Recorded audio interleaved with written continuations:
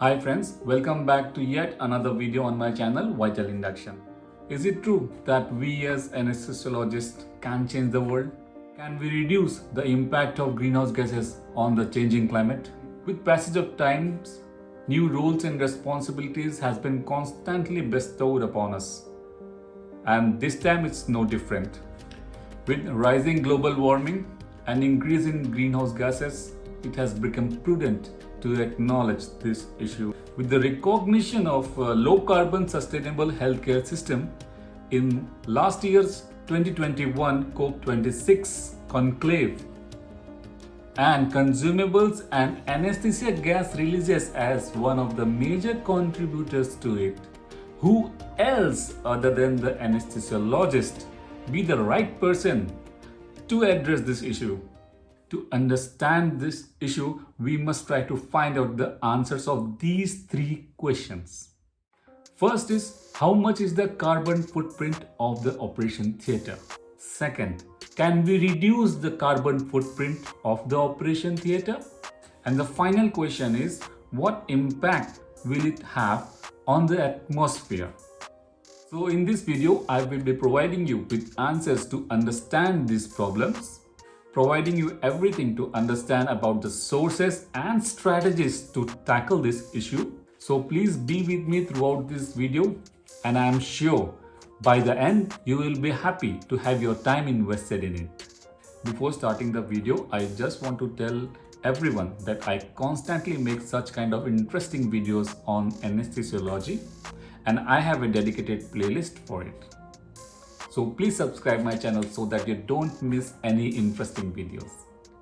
Coming to the first question, how much is the carbon footprint of the operation theatre? Carbon footprint or carbon dioxide equivalent of a substance is the mathematical product of the global warming potential of that gas multiplied by the quantity of that gas. Or in other words, this represents the equivalent amount of carbon dioxide that would have the same global warming potential in the 20-year period time. I will explain you with few interesting examples. Suppose you use sevoflurane for your anesthesia and your average consumption per day is about 1 liter, and that 1 liter of sevoflurane in the atmosphere is equal to 670 kgs of carbon dioxide. And that is not the end. If you use desflurane in place of sevoflurane and your average daily consumption of desflurane is 1 liter, that 1 liter of desflurane in the atmosphere is equal to around 10,000 kilos of carbon dioxide. This means 1 liter of desflurane will cause that much of global warming as caused by 10,000 kilos of carbon dioxide. And suppose your monthly consumption of sevoflurane or desflurane in case is around 20 liters.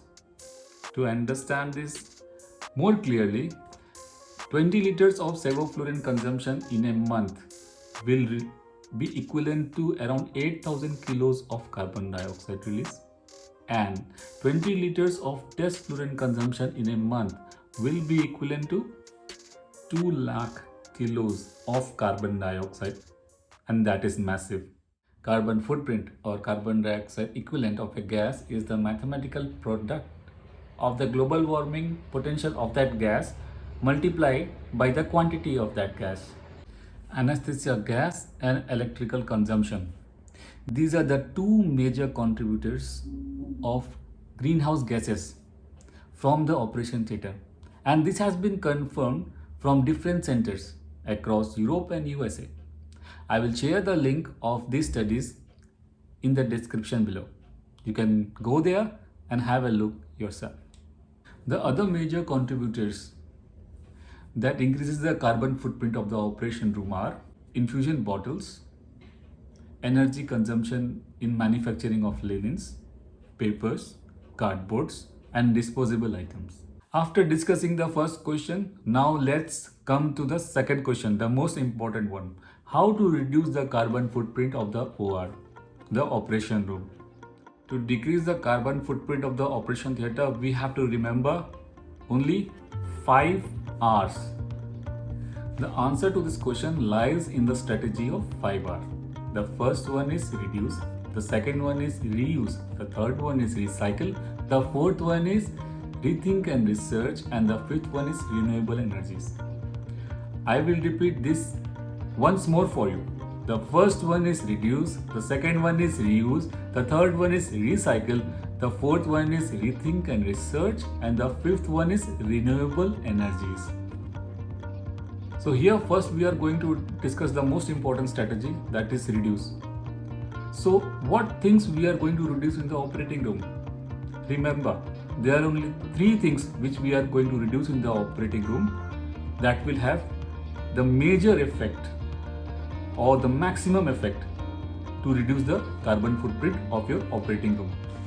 The first one is reduction of anesthesia gas usage and release in the atmosphere. The second one is reduction of solid waste generation. And the third one is reduction in the electrical consumption. So how are you going to reduce the usage of anesthesia gases and its release to the atmosphere? The first one is encouraging more regional anesthesia practice. The second one is use of total intravenous anesthesia. And third one is use of low flow technique. I have already made many videos on ultrasound guided regional anesthesia procedures in my channel. And in future I will definitely make such videos for you all. About video on low flow technique and total intravenous anesthesia, I will be coming with a new video in the future. If you have not yet subscribed to my channel, do subscribe it so that you get the notification when the video is released on my channel. To reduce the solid waste generation, we have to do only 2 things. First, we have to use reusable linens for packing, and the second, using solid boxes for storage. So how we are going to reduce the energy expenditure of the operating room? The first one is using LED lights wherever possible. The second one is using sunlight to support the ambient light of the operating room. The third one is keeping the electrical appliances in off mode whenever possible, and regular maintenance of costly electrical equipments. Many people have suggested to reduce the use of operating room as far as possible, but I don't agree with it, and I think it depends upon place to place. We can definitely reduce the generation of waste product in the operating room. Like we can use 1 liter infusion bottles in spite of using 500 or 100 ml of infusion bottles.